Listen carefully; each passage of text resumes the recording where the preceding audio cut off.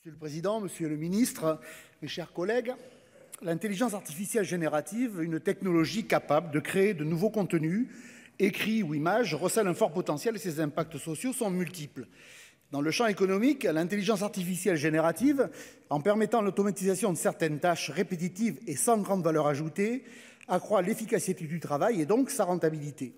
En créant de nouveaux produits ou services basés sur cette technologie, elle est potentiellement créatrice d'emplois.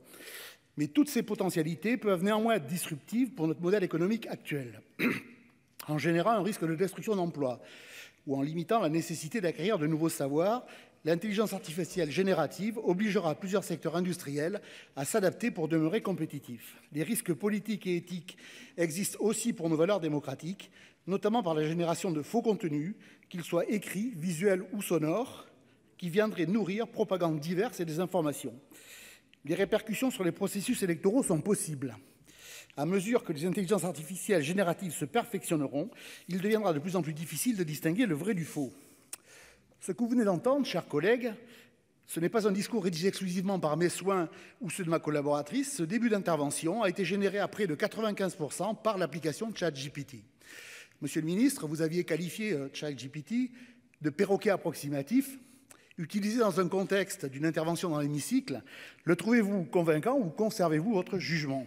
Distinguer du vrai du faux, création d'emplois et potentiel disruptif, en une minute, je pense que vous avez pu relever les principaux apports et risques de l'intelligence artificielle générative, limites et promesses dont la machine elle-même semble parfaitement consciente. Vous voyez également la nécessité qui est la nôtre de les identifier pour combler le vide juridique qui entoure le développement de cette technologie, dont on ne peut nier le potentiel de fascination et qui évolue à une vitesse sidérante. Comme toute innovation majeure dans l'histoire de l'humanité, les intelligences artificielles génératives font planer le spectre de destruction d'emplois, d'un remplacement de la force humaine par l'agilité de la machine, d'une forme de simplification de l'organisation du travail par la suppression du facteur humain. On oublie souvent de dire que les nouvelles technologies, quelles qu'elles soient, créent souvent davantage d'emplois qu'elles n'en détruisent. Par ailleurs, leur développement ne signifie pas systématiquement abandon des savoir-faire antérieurs. L'intelligence artificielle peut donc au contraire permettre la création et l'acquisition de nouvelles compétences. Le secteur qui, bien sûr, sera le plus directement impacté par son développement sera sans doute celui de l'informatique. Cela induira nécessairement une adaptation et par là même une expertise plus poussée de la part des ingénieurs ainsi que la création de nouveaux métiers attractifs. Une des principales craintes généralement partagée face à un tel potentiel est aussi de voir l'humain dépassé par sa créature. Toutefois, cette source d'intelligence demeure encore et toujours l'humain, tandis que les intelligences artificielles génératives ne demeurent, en tout cas à ce jour en 2023, que des fabriques d'illusions. En dépit de leur qualité, le contenu proposé ne se base que sur des corrélations statistiques. Un volume de données certes exponentiel, mais toujours limité, et sans l'humain, pour l'instant, point de machine. Ces inventions posent néanmoins de réelles questions éthiques et philosophiques. Comme toutes les technologies qui les ont précédées, comme Internet d'ailleurs, elles sont un pharmacon, à la fois poison et remède, selon l'usage que l'on en fait. Bien sûr qu'entre de mauvaises mains, ces outils sont dangereux parce qu'ils sont hautement capables de tromper notre vigilance et d'être utilisés pour défendre des intérêts particuliers. Mais cette créature-ci ne nous échappera pas si nous ne nous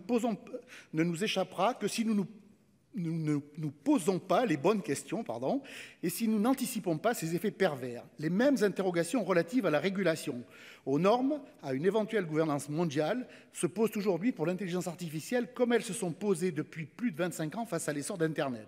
Force est de constater que nous avons appris en marchant. Il pouvait difficilement en être autrement, faute de précédents. Mais nous disposons aujourd'hui de cette expérience, d'un corpus de réflexion, de normes, d'une jurisprudence qui peuvent aujourd'hui nous guider. Il faut nous servir de ce savoir empirique. Une difficulté demeure cependant face à une technologie par nature dynamique qui progresse sans cesse. Le risque de caducité rapide des normes définies à un moment précis est réel. Il nous faut donc être plus rapide que la machine et cela, je pense, où se situe le plus positif de cette technologie innovatrice. En nous débarrassant du superflu, elle peut aussi nous permettre de nous concentrer sur l'essentiel. En vérité, elle nous lance un défi, elle nous invite à un regain d'intelligence. Si l'intelligence artificielle générative peut nous affranchir de certaines tâches répétitives, doit-elle fatalement nous rendre intellectuellement paresseux? C'est à l'humain de montrer qu'aucune machine ne peut surpasser son intelligence, son jugement, son esprit critique et sa remarquable capacité d'adaptation.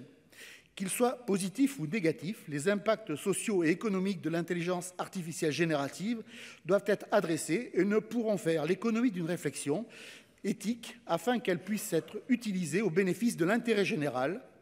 Et cette conclusion, mes chers collègues, elle m'a été proposée par l'application ChatGPT. Je vous laisse apprécier sa pertinence.